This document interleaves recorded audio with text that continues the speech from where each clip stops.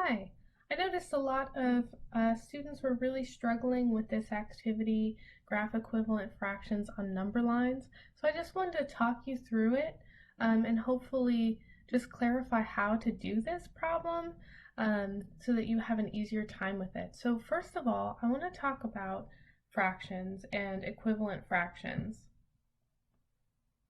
So let's say that you have a fraction.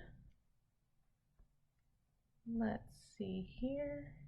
Let's say that you have a fraction. What I like to think of as a fraction is a part of a number. So if I have a whole, then what I have is 1. But with fractions, we have less than 1. We have somewhere between 0 and 1. And that's what it's showing on the number line. It's showing 0 and 1. And it's showing you all of the space in between 0 and 1. How much of something do you have? You have less than 1, but you have something, so you have more than 0. So that's the point of a number line, is to help you visualize that fraction. Another way to visualize it that you visualized it in other lessons is to visualize it as a circle. And the circle represents the whole, and you can cut that whole into pieces.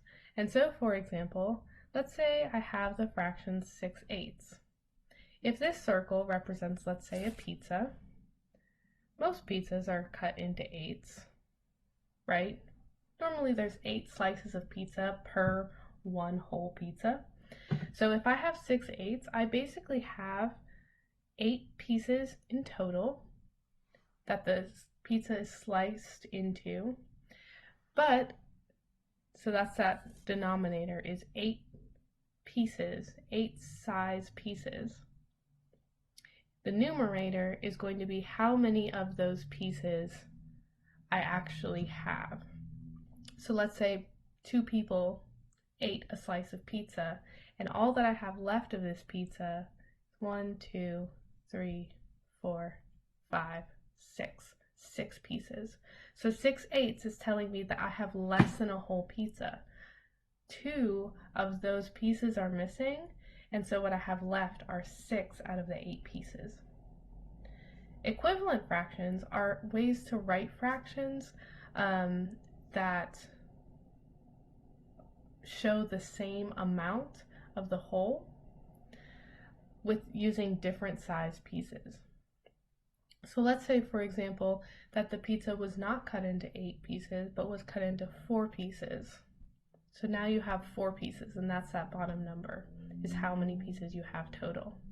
And instead of 2 people eating a slice each, one person just ate one of those big slices. And so what you have left are 3 pieces of pizza. You have 3 pieces left out of the 4 pieces that you would have to make a whole. So you have 3/4 of a pizza. Do you notice anything?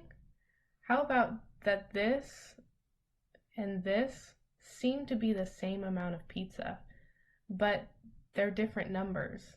Well, it turns out that 6/8 is actually an equivalent fraction to 3/4. It means that the two numbers actually are referring to the same amount. Just that one, the 6/8, is referring to it being cut up into more pieces, and 3/4 it's cut up into less pieces, but either way you have the same portion of the pizza left. So that's what's happening with equivalent fractions. A lot of times when we calculate equivalent fractions, what we do is we just find what you can multiply or divide by to get from one fraction to another. How about 6/8, for example? 6/8, if I want to change that into the equivalent fraction 3/4, I might ask myself, how do I get from 8 to 4 and to 6, from 6 to 3?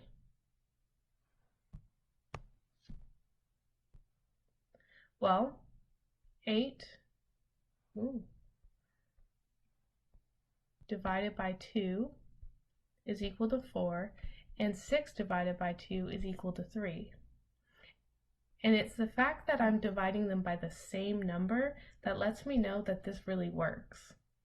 Because whatever you do with fractions, to the top, you have to do to the bottom, and vice versa.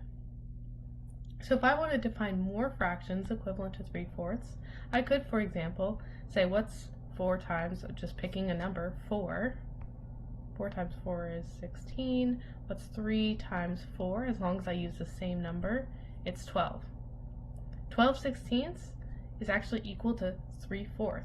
So if I took a pizza and cut it into 16 slices and then only had 12 of those pieces left, 12 out of those 16th sized slices is going to be the same as 3 of those big quarter-sized pizzas.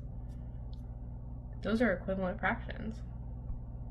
The number line is actually meant to help you visualize this.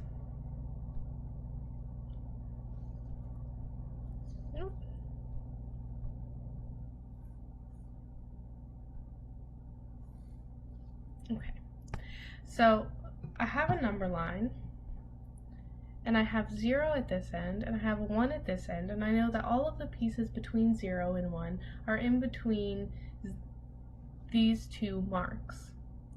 Now I need to figure out what, let's say, is an equivalent fraction to 1/4.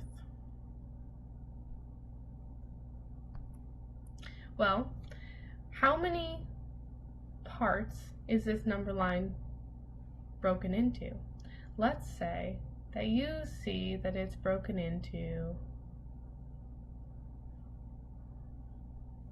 8 parts.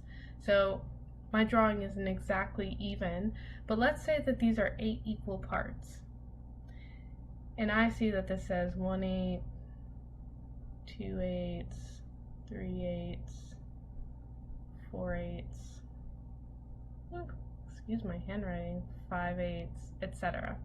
So that 8 is letting me know that there are 8 equal parts that this is broken into. So I'm taking 1/4 and I'm changing it to have a denominator of 8, and now I need to figure out what that numerator is. How many pieces of 8s are going to be equal to 1/4?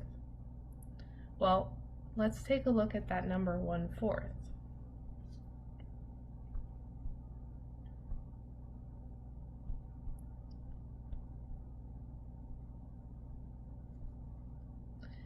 What do I need to do to get from 4 to 8? By what can I multiply? What about 2? If I multiply 4 by 2, I get to 8. And if I multiply 1 by 2, I'm multiplying by the same factor, and I'll get 2 8s. Turns out that 2 8s is the same amount towards that whole 1 as 1/4. So 1/4 is equal to 2 8s, and you would pick the 2 8s point on the number line. So let's do some examples from the IXL exercise. It says graph 1/2 on a number line, and then it gives us 6 pieces that are broken up into 6ths. And I know it's broken up into 6ths because all of these have 6 as the denominator. I can also just count how many equal sections there are between 0 and 1, and there's 1, 2, 3, 4, 5, 6. There's 6 of these spaces or portions between 0 and 1. So now I need to see, how do I get from 1/2 to something with a denominator of 6? Because now I'm going from pieces that are in just cut into 2 pieces into 6 pieces. What do I do to, what can I multiply 2 by to get to 6? How about 3? 2 times 3 equals 6. That works. And now if I multiply the top by 3, I'm multiplying by the same number, and I can get 3/6. Come back here, see that 3/6. And now this makes sense to me because this is also halfway between 0 and 1, and I can kind of see that visually, that 1/2 is equal to 3/6.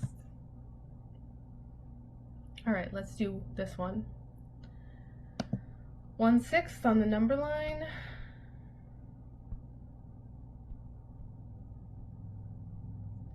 And how many pieces is this broken into between 0 and 1? Well, it's broken into 12 pieces, and so our denominator is 12, and it also has that in all of these labels.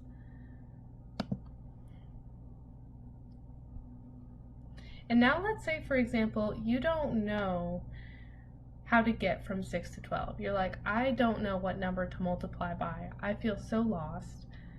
Here's a hint. If you take the bigger number and you divide it by the smaller number, so in this case 12 divided by 6, you need number that you need to multiply by to get to that equivalent fraction. So if I divide 12 by 6, I get 2. You can plug that in on your calculator if you need to. And then I can see that 12 times 2 is equal to 12. And 1 times 2 is equal to 2. So 2/12 is equal to 1/6. How about this one? We're getting from 1/3 to 9ths. I know that it's 9ths because that's what's in the denominator. Oh, excuse all the blinking on the screen. To 9ths. 9 divided by 3 is equal to 3, so I know that I can multiply by 3. 3 times 3, so 3 times 3 is 9, 1 times 3 is 3. 3/9 is going to be the same as 1/3, and it's right there. So basically I'm saying that if I go 3 of these 9 steps that are the size of 1/9, that's the same as if I went 1 step that's the size of 1/3.